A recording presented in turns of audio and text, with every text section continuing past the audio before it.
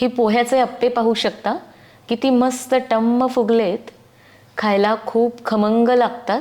करायला एकदम साधी सोपी रेसिपी आहे. नाश्त्यासाठी बनवू शकता, मुलांना डब्यात देता येतात. आणि ही जी आपण यासोबत चटणी बनवली आहे त्यासोबत खायला एकदम टेस्टी लागतात. तर लगेच आता कसे बनवायचे ते पाहूया. पोह्याचे अप्पे करण्यासाठी इथे मी 1 कप पोहे घेतलेत. तर आपण जे कांदे पोह्यासाठी वापरतो तेच पोहे घ्यायचेत. हे पोहे आता 2 वेळेस पाण्याने स्वच्छ धुवून घेऊया. म्हणजे यामध्ये थोडाफार काही काडी कचरा असेल तर तो निघून जातो. तर चांगलं हाताने असं चोळून चोळून धुवून घ्यायचं आहे. पोहे धुवून झालेले आहेत. तर वरून यामध्ये मी अगदी थोडंसं पाणी घातलं आहे, म्हणजे हे पटकन भिजतील. तर हे असेच आता 10 मिनिट आपण ठेवून देऊया. 10 मिनिटानंतर आता तुम्ही पाहू शकता हे पोहे छान भिजलेले आहेत. चमच्याने आधी मोकळे करून घ्यायचे आणि नंतर हाताने व्यवस्थित चुरून घ्यायचेत. याला चांगलं बारीक करून घ्यायचं आहे. तुम्ही हवं तर हे मिक्सरमधून सुद्धा फिरून घेऊ शकता, पण असं हाताने चुरून घेतलं की अप्पे खाताना पोह्याची चव छान लागते. तर आणखी मी थोडंसं यामध्ये पाणी घातलं आहे, म्हणजे आपल्याला चुरायला सोपं जाईल. तर हाताने असं दाबून दाबून व्यवस्थित बारीक करून घ्यायचं आहे. आता यामध्ये मी अर्धा कप बारीक रवा घातला आहे आणि अर्धा कपच आपल्याला दही घालायचं आहे. तर दह्यामुळे बाइंडिंग छान होतं आणि चवही छान येते. अर्धा चमचाला थोडंसं जास्त मीठ घातलं आहे. यामध्ये पाणी घालून आता हे सगळं मिक्स करून घ्यायचं आहे. तर या अप्प्यांसाठी आपल्याला पीठ फार पातळ बनवायचं नाही, थोडंसं घट्ट सरच पीठ भिजवून घ्यायचं आहे. त्यामुळे पाणी अंदाज घेऊन थोडं थोडंच घाला. तर आता पाणी घालून पीठ मी इथे भिजवून घेतलं आहे. अशा पद्धतीचं झालेलं आहे. तर एवढंच आपल्याला ठेवायचं आहे, फार पातळ करायचं नाही. हे असंच आपण 10 मिनिट ठेवूया, म्हणजे हा जो रवा आहे तो छान भिजेल. तोपर्यंत आपण झटपट आता यामध्ये घालण्यासाठी भाज्या परतून घेऊया.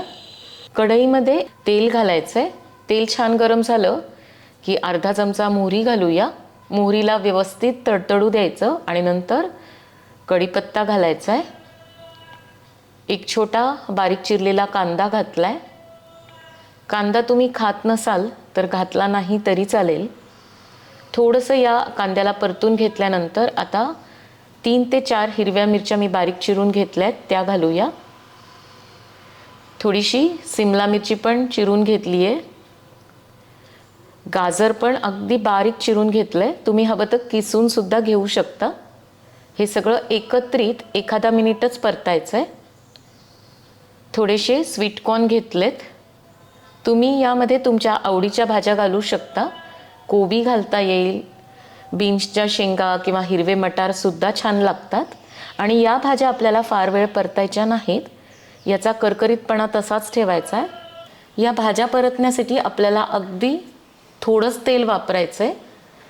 आणि सकाळच्या वेळेस जर जास्त गडबड असेल, भाज्या परतण्यासाठी वेळ नसेल, तर तुम्ही कच्च्या घातल्या तरी काहीच हरकत नाही. पण थोड्याशा अशा तेलावर परतून घेतल्या भाज्या म्हणजे अप्प्यांचा खमंगपणा जास्त वाढतो. तर आता इथे भाज्या परतून झालेल्या आहेत. हे काढून घेऊया आणि या भाज्या पूर्ण थंड करून घ्यायच्या आहेत. आपल्या भाज्या थंड होत आहेत तोपर्यंत पटकन चटणी बनवून घेऊया.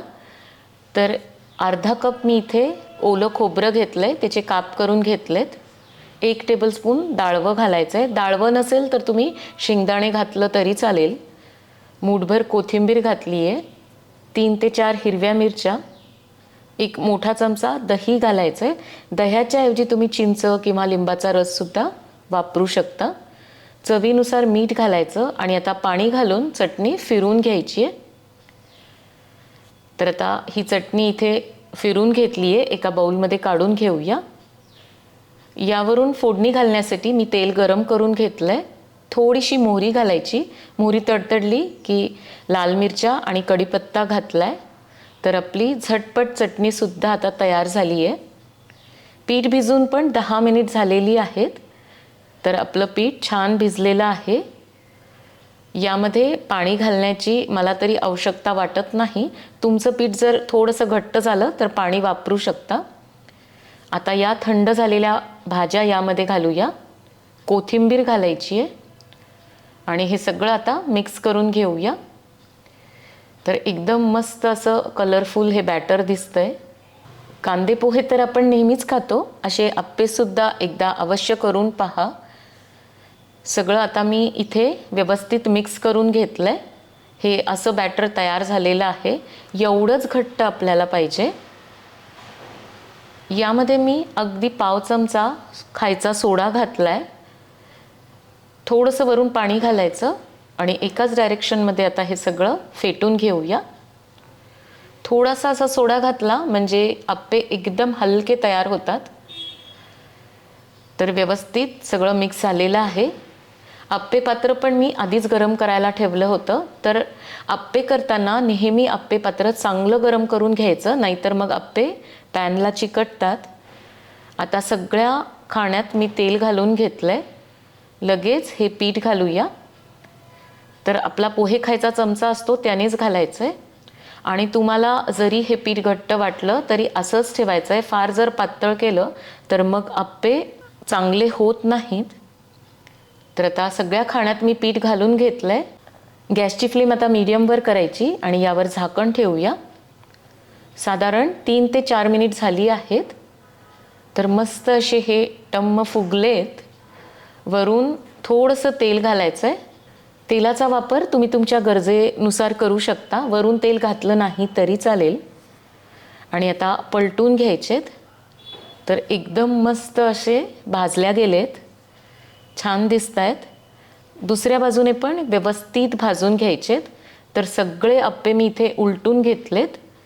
गॅसची फ्लेम मीडियमवर करायची आणि व्यवस्थित भाजून घ्यायचं. तर एकदम मस्त असे भाजल्या गेलेत. सगळे आप्पे अशाच पद्धतीने उलटून घ्यायचेत आणि अगदी भराभर उलटल्या जात आहेत. अजिबात पॅनला चिकटलेले नाहीत. तर आता इथे दोन्ही बाजूने हे चांगले खरपूस असे भाजून झालेले आहेत. काढून घ्यायचेत. आपण घेतलेल्या साहित्यामध्ये साधारण मी केले तसे 20 ते 22 आप्पे तयार होतात.